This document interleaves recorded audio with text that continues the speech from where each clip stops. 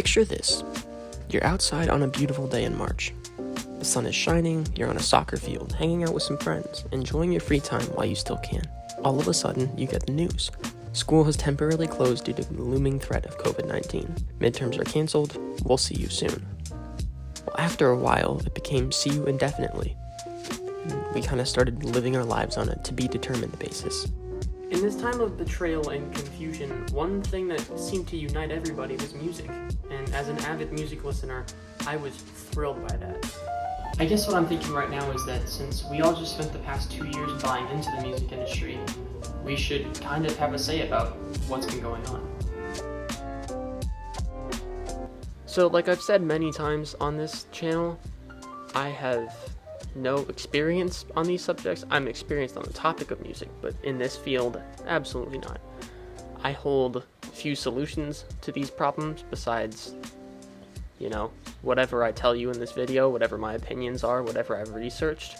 I have nothing else to add besides that stuff. That's just me talking about the problem and expressing my feelings, and using this as a platform for me to get rid of my fear of missing out, kind of being vocal about what I think is going on. Yeah. So just to repeat, I hold no solutions. I'm not an industry expert. You can tell me I'm wrong. Just to preface this video just by saying that makes me feel a lot better. So let's get back to the video. The largest issue presented to the music industry in 2020, besides the continuous ad I had to sit through for growing up hip-hop, was concerts. Some issues, like the idea of hosting events, were solved. Even the popular video game Fortnite became the first gaming platform to host a live virtual concert for its users. I actually found that aspect of the industry quite interesting. Other attempted solutions were Twitch streams and charity events and Zoom calls. And while latency and mute buttons quickly became a problem, it was still a nice attempt. Now that we've made it out of the fray, and not only concerts, but comedy specials are making more of a return to center stage, twice as much planning goes into hosting an event than normal. I mean, just to plan a group at school.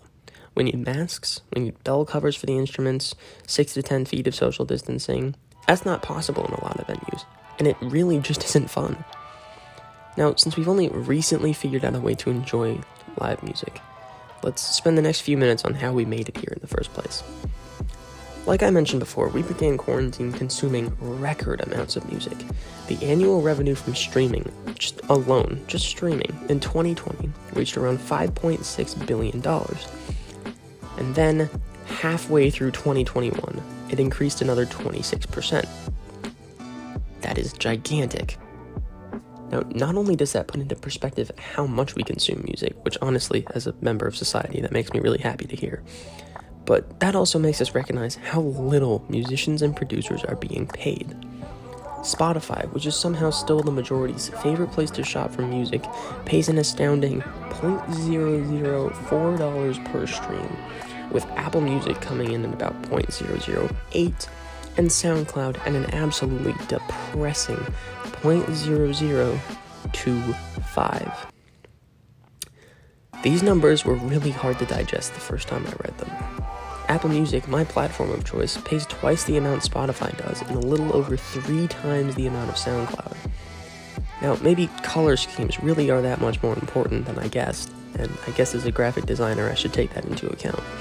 But why anybody would choose Spotify, and especially SoundCloud, as their music platform is ludicrous. No, not that ludicrous. While I remain in shock by the statistics I've collected for this video, I hope that the music industry can take a page out of the Apple Music Guide for Mediocre Business Management and change how creatives live and produce their content that we so happily consume. It's time to start paying the artists and all creatives a wage worth celebrating. Thanks so much for watching, and I'll see you in the next one.